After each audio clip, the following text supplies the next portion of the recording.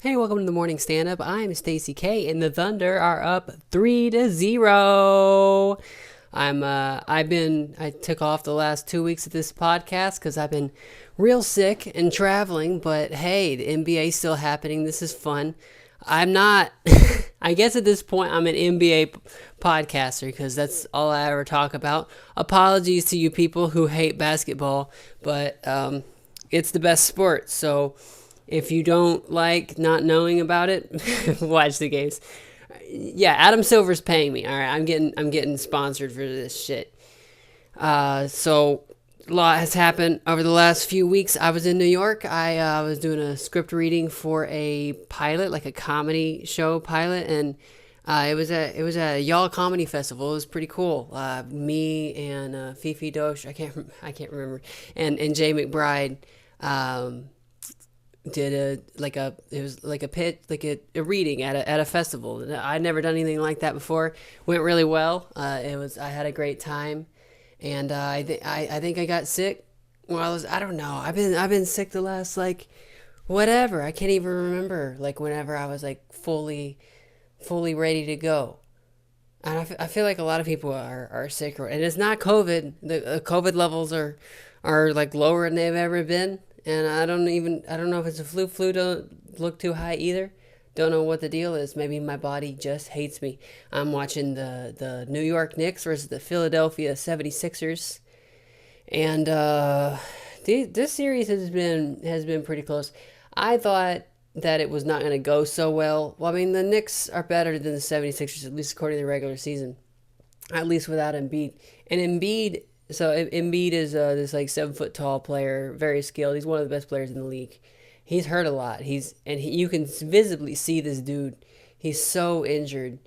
He like limps basically up and down the court, but he still keeps him in competition with the Knicks. Philadelphia down 3 points, 6 minutes left in the fourth quarter. So here we are.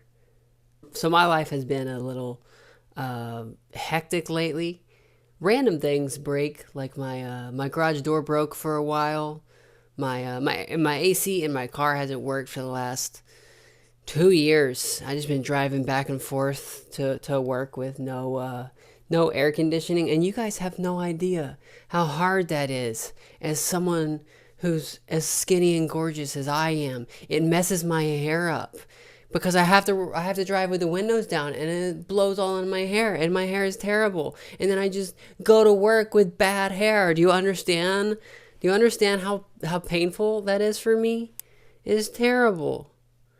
But then so I went I went to a funeral in Tucson for a cop. He he was actually this dude was actually a communist.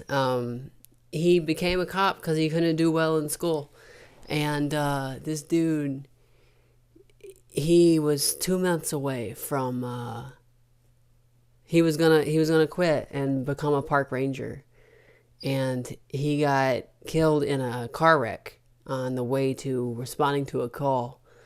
And it was like a huge deal. The Tucson police force, there was like everybody in the whole police force was there. They had like a bunch of bagpipes and a procession. It was like this huge deal. And it was so weird seeing his face put on like all these like cop things, like Blue Lives Matter type stuff, like just pasted everywhere. And it's like that dude was not that dude was not like these cops, like that was a communist. That dude was progressive. If he knew that's how they were using his face after he died. But you gotta have your propaganda and everything. But like his wife, she's beautiful. She's a great person. And seeing like what they had, they're young, and it kind of makes me makes me want to be straight. Like I want a relationship like that. It seemed like a good thing. It sucks of all the cops to die. It had to be that one, like that. This was a good dude. He never shot anybody. It was a freak accident. It wasn't like he got killed by crime or anything like that. It just, it happens whenever you're driving a lot on the road, as a lot of cops do. And it was weird seeing people like try to politicize the death. I mean, the way to prevent the death is to improve traffic, through the city, improve transit, not have such dangerous intersections, that kind of stuff. So, yeah, I was in Tucson, Arizona for a while, which is, there's a lot of cactuses there. I don't know if you guys have ever been to Arizona or any of the desert areas, but cactuses are very real. Like those are not like movie props. They're everywhere. There's a lot less actual trees. There's a lot less grass because it's kind of a cursed part of the world. Like it's like you're there and we're there in like Phoenix. Phoenix is worse than Tucson, but you're there and you're like, I don't feel like God wants us to live here. Like this is not right. But there's something beautiful about it too. So, anyways, that's where I was. And yeah, back to the game. The Knicks are up 3 points. 5 minutes left to go. Philadelphia's got the ball, taking the ball up. Maxi's got the ball, throws it to Embiid. Embiid got an isolation. He get double team, pass it off. And then pass, dunk. 1 point game with 5 minutes left to go. This is a good one. You hear a lot about the Knicks. You hear a lot about the Knicks in media, even when they're not good, because they're New York, right? And they're the team in New York that people like. Like the Nets are not considered the same. The Nets haven't been there all the time. Nets used to be in New Jersey. They were the New Jersey Nets, and then they moved to Brooklyn. Yeah, Brooklyn Nets. They have a beautiful arena, Barclays Arena. I love it. That's also where the New York Liberty plays, which is the WNBA team. I went to one of their playoff games, and that was fun.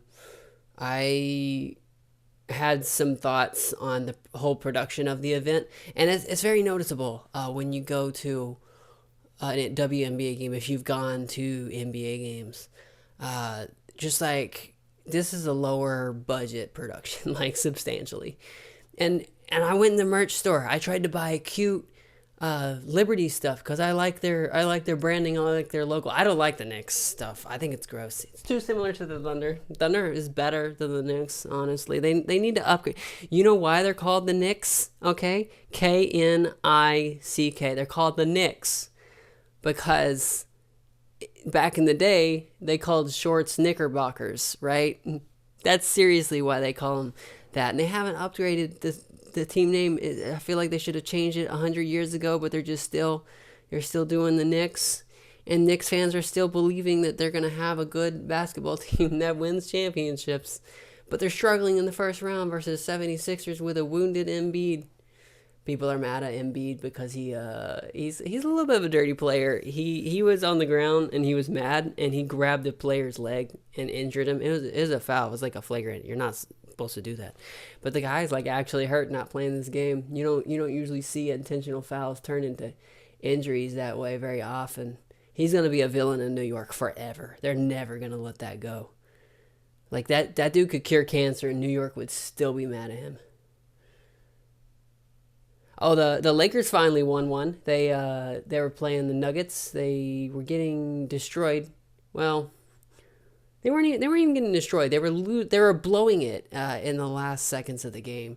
And Lakers fans are like, they're the Knicks of the West Coast. They're bigger than the Knicks probably nationwide because they've actually been good. So whenever you go on the media, all you ever hear about is the Knicks and the Lakers, even when they're not any good. The Lakers are terrible this year. They won one game. They're down. Is it 2-1? Yeah. So like, or 3-1. I don't know. Theoretically, they could come back, but they're not going to. The Nuggets could sweep their way through this series and still beat them. I'm pretty sure. Lakers they don't have the. LeBron can't do it all on his own. Anthony Davis does great too, but they don't have like the consistent 3-point shooters surrounding them that they need. Unlike the Thunder, The Thunder have like they got all a bunch of 21-year-old dudes fresh out of college. All of them got long arms for their position. They're all skinny. They can all hit threes at a high rate, and it's like positionless basketball. And a lot of people have been sleeping on us. We're the number one seed in the West, but people have been sleeping on us because just because we're young and because we play a way that a lot of people haven't.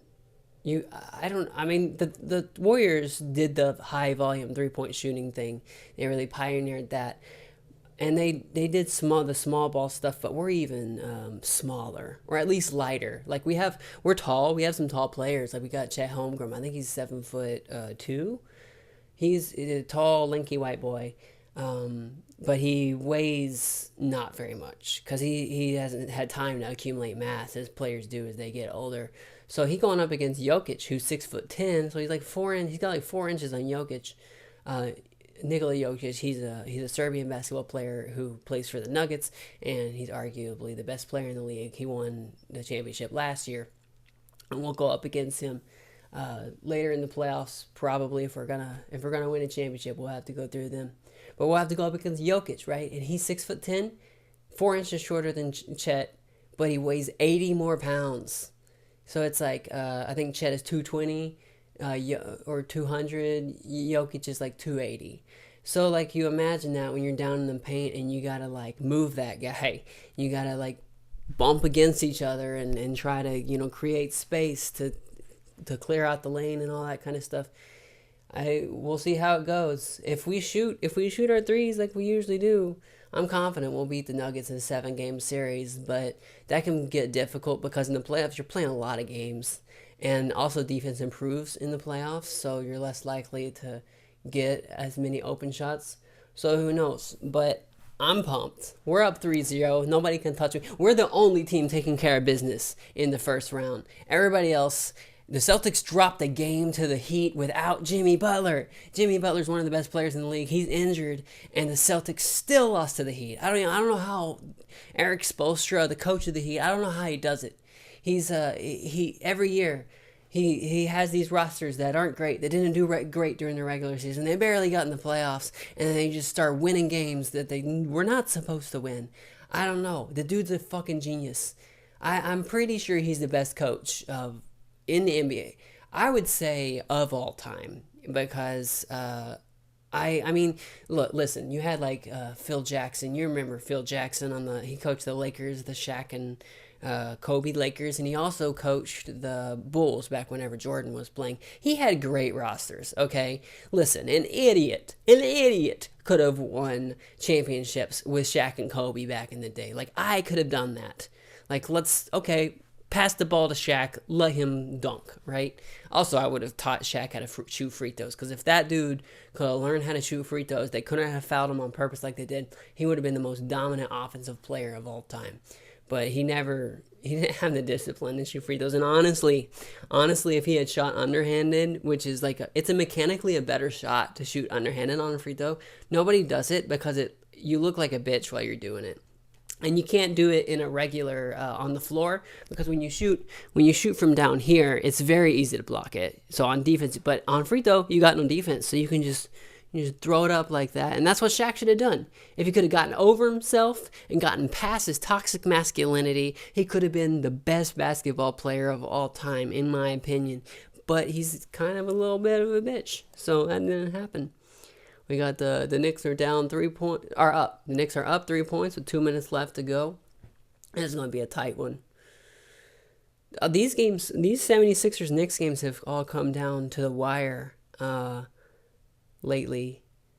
Been good stuff. Everybody in New York talks about it. You always hear about stuff that's happening in New York, because there's, if you're on Twitter at least, or on social media, because there's so many people who live there, and they have a really outsized media footprint on the internet because they're so big, and it's the media center of the world. So you hear about everything that happens in New York.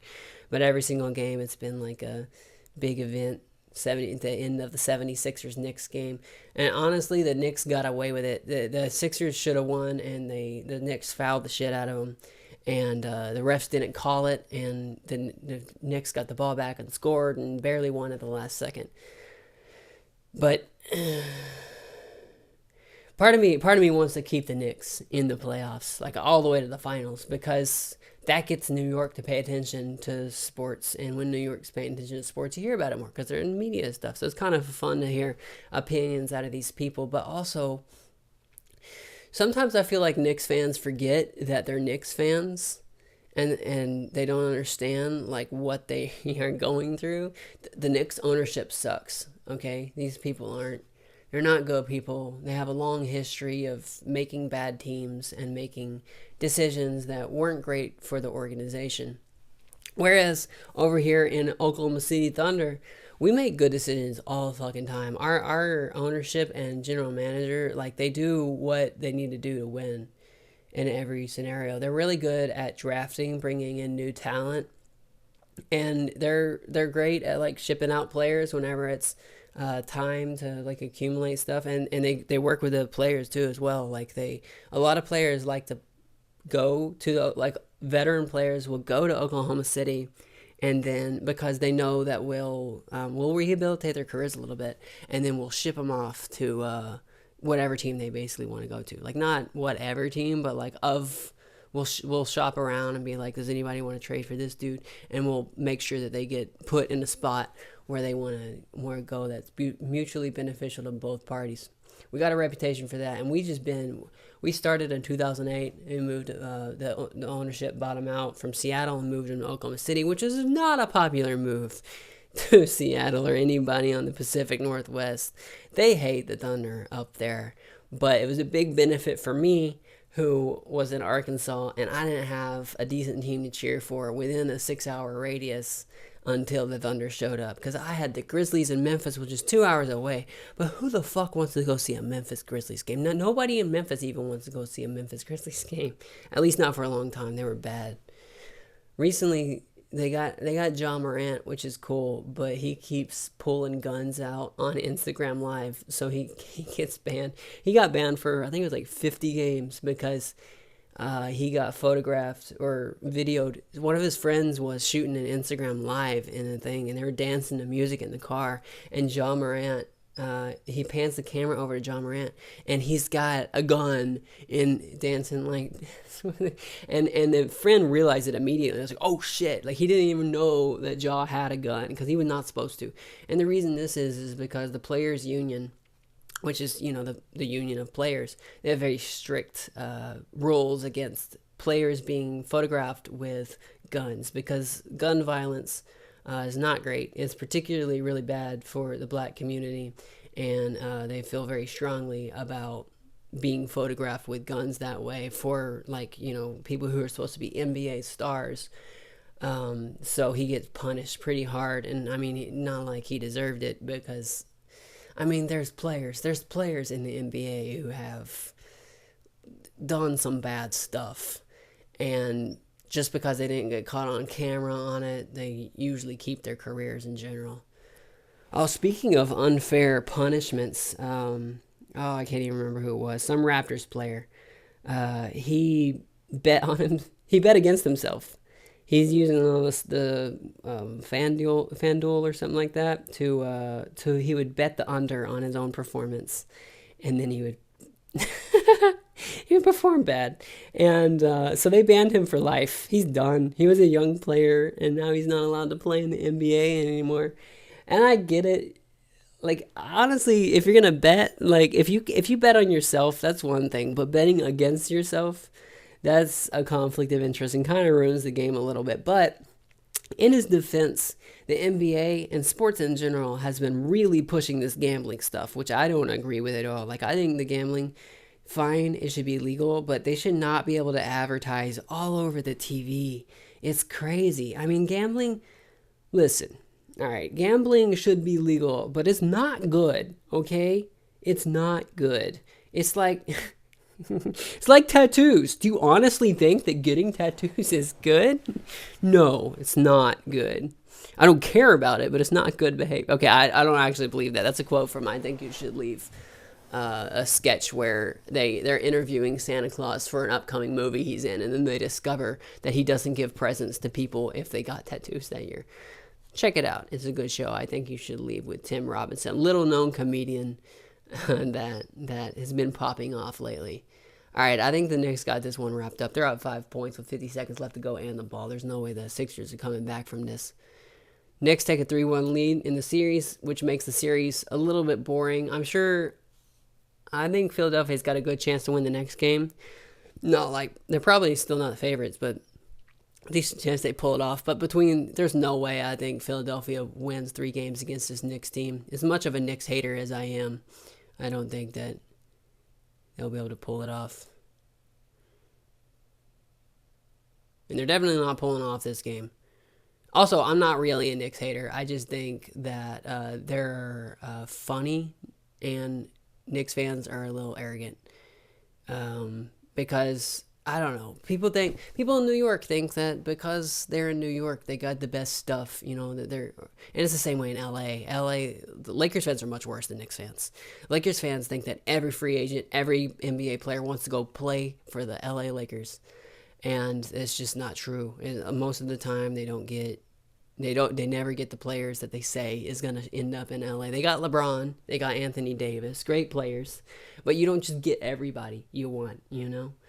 And they got LeBron as he's older. He's not quite as good as he was, but he's still really good. And it's a little sad that he's in the NBA like as he is now. He's not with that great of a team. He is Anthony Davis is good. The white kid Austin Reeves is good. D'Angelo Russell sometimes he's streaky. He has his games, but then I feel like the rest of the lineup is pretty weak. And coming from the Thunder, like I said, they just have a bunch of fresh out of college kids, and they have a bunch. Like they have I think we have like a 9-person 10. We're deep. We got a bunch of players to plug in, and you'll be like if you're not a big fan of the Thunder, you'll be seeing this player that you've never heard of score 30 points on you. It happens here and there. Our points come from all over the place, and it's really tough to stop us because we're just so anybody on our team can burn you from the 3-point line. So you gotta play out there. You gotta guard them all, which leaves the inside open, and then we can go in. We're terrible at rebounding. We're really bad at rebounding. It's kind of remarkable how far we've come while being this bad at rebounding. We're just not a traditional team. Because we're so skinny. We're so skinny and young. We get pushed around in the paint like we're nothing. All right, that's enough. That's enough basketball. If you have been listening to this and you're not a basketball fan and you've made it 20 minutes into this podcast, you must really like me, and I appreciate you for making it this far. Anyway, let's talk about other stuff. Oh, I've been watching. I'm pumped for the new Planet of the Apes movie. Okay, that I feel like people don't talk about the Planet of the Apes, the new ones, trilogy.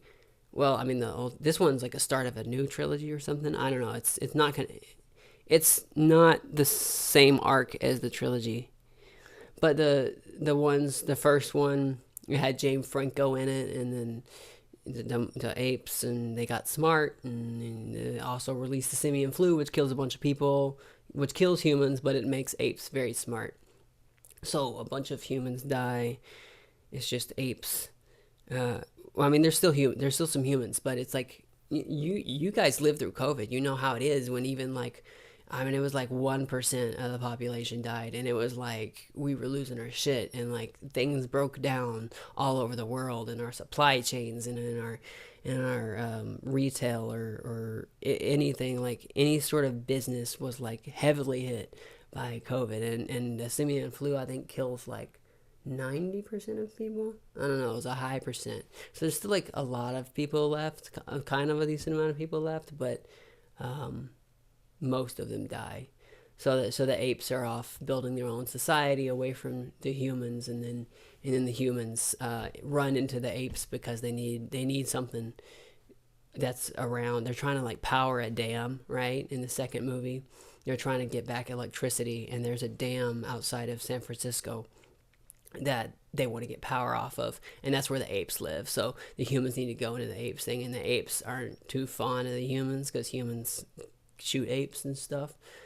So that's the conflict of the second movie, and they're such great movies. Like the first one was like a pretty good movie, but the second one is like that's like peak cinema. Like that you can't really ask for much more from a movie going experience. It's such a spectacle. And the flipping it, like having us like apes, it's kind of surreal. It's weird seeing like apes like riding on horses or like holding guns or all this kind of stuff, because apes are a lot stronger than humans. They're hardier, and they would rip our arms out if they wanted to. And having that up against humans, and the humans aren't like completely helpless. Humans have arms, like they got their guns and stuff like that. But it allows you to ponder humanitarian issues, like, but without actual humans versus humans, because that's a little too real. Because we see a lot of that just in the news, right? But you have it in a where we're actually different species, but it's still like I mean they're just as intelligent as humans are, and like just the moral situation and like how wars happen, basically how I mean it's a race war, really. And it's not like all the apes are evil and want to kill humans, but they get it's how it goes. They get dragged into it. They got to defend themselves from humans, and then the question is like how far do they go? How much should they? How lenient should they be to the crimes of humanity? And then in the third one, set a few years later after this incident, and the humans haven't seen him in a while, and then the military from the north, like they got after the second movie, they called the military. The military had like showed up, but they sent out a radio signal because they got electricity, and then apparently there's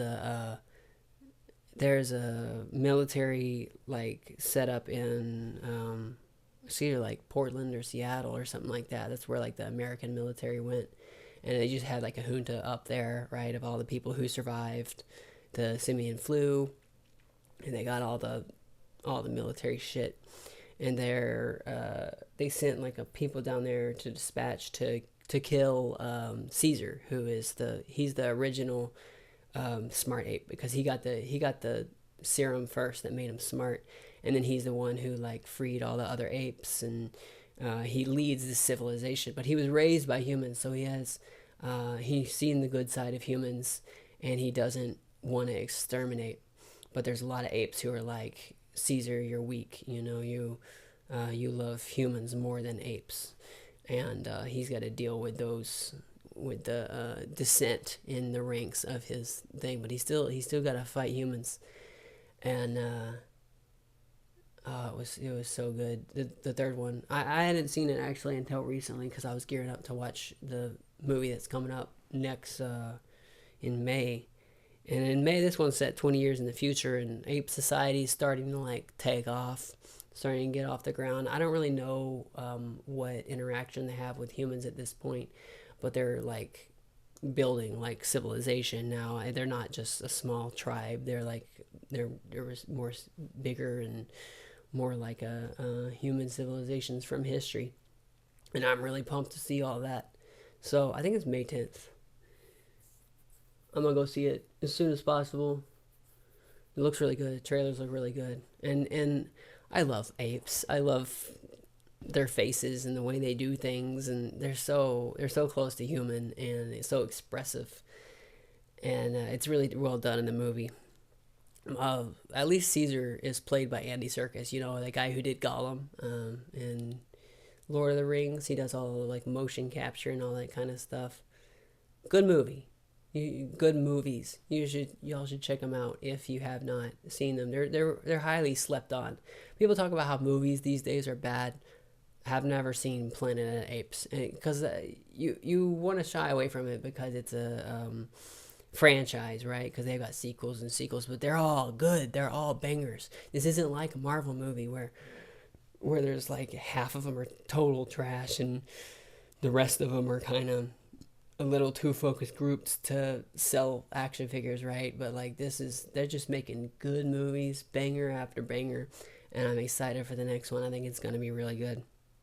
Oh, I've been watching the new Knuckles show. I'm a sucker for Sonic the Hedgehog. Uh, I love Knuckles in particular. The red guy. I like Knuckles and Tails are my two favorite characters. So I was a big fan of Sonic too. Not because it was a good movie. If it was up to me, I would have edited out all of the human parts and just had the about 30 minutes of the movie where it's basically just the animals and Dr. Robotnik, who's played by Jim Carrey, which I think he did a good job on. But the Knuckles show, right, on Paramount Plus, is not a good show. It's bad. The optimal way to watch it is to just fast forward through all the people scenes until you get to Knuckles. And for some reason, I don't know why I like this guy so much. Like, I love Knuckles, but he's voiced by Idris Elba, okay? Idris Elba, like the kingpin from I was gonna say Baltimore, from The Wire. It's hard to forget that the events in The Wire aren't literally real. I've been to Baltimore a few times, and people talk about The Wire a decent amount there. But yeah, like he's voicing this very cute, but he's like a very serious and like angry animal. He's an echidna, which his whole like race had been wiped out by a bunch of owl people. So he's like the last survivor of it. He's like this very grizzled warrior figure, but he's so cute. And he's voiced by Idris Elba, who's like got one of the most badass voices in the world. And just the lines they have him say, basically every word, every sentence he says is like, oh my god, that's adorable. Like it just melts my heart. And I'll be sitting through this terrible show that with these human characters that I just don't give a fuck about, and then I'm wondering why I'm even watching it, and then Knuckles comes on screen and says something, and I'm like, okay, that was good. I love this guy. More of that, please. And it sucks because he's on Earth, and he's just doing like basic TV show shit. Like I want to see like Knuckles, because in the games, Knuckles is trying to get, at least in the newer one, he's trying to get the Master Emerald, right? He's trying to get like pieces of the Emerald shards all together so he can like bring his island back or something like that. His like floating island. And whenever you play Knuckles in the video games, these are like hot and cold. Or what's the name of that game? Whenever like someone hides something and then they tell you hotter, colder, whenever you're getting further away from it.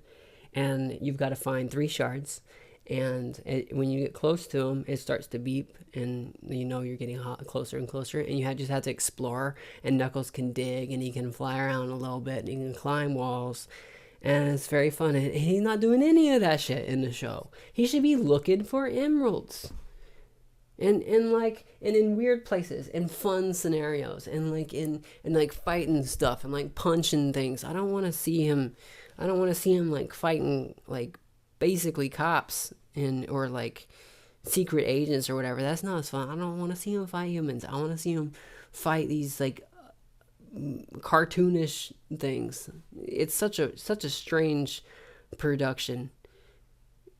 There's a scene in it where he talks about he's with a Jewish family, and they talk about Krav Maga. And the old Jewish lady is relating to him on because like his people got wiped out, and she's like talking about the Holocaust with fucking Knuckles. Like it's not exactly phrased that way. Like she doesn't explicitly say a Holocaust, but that's what she's talking about. So there's like a fucking Holocaust mention in this kid's TV show of Sonic the Hedgehog and Knuckles. Classic. Love that. What else we got to talk about? Do I have anything interesting to say? I think that's about it. What do y'all? I recorded this. If you aren't watching the video, I recorded this on a new video setup. I got like a new lighting setup. It's just like professional equipment. I don't know if I set it up all right, but I'm trying to do 3-point lighting with different in the background. And I got this nice chair. Do you like my chair? I got it from IKEA. I'm supposed to get another one that I haven't gotten yet because IKEA sucks. And FedEx was going to deliver it, and then they delivered it to the wrong house, and then they called me and was like, hey, we got the wrong address. And I was like, okay, well, my address is actually right next to that. Can you come to that? And I'm like, no, we can't. And then they hung up, and then a week later I called IKEA, and I'm like, what the fuck? And they're like, all right, FedEx canceled your order. So I had to like remake it, and I'll get a second chair soon, and I'll have guests on the podcast. And the goal is I want to make my guests look good, right? If you're gonna do this, I want to have like serious guests that they want content, they want clips of themselves, and they want to look good, and I don't want to be wasting their time. So I was trying to set this all up, and I should have hopefully next week I can have a guest on it, someone who's interesting around Kansas City and is good at talking. Don't know who it is yet. We'll figure it out. Anyways, I want to play a song on the outro from Lorelei K. So listen to that, and I hope you tune in next week.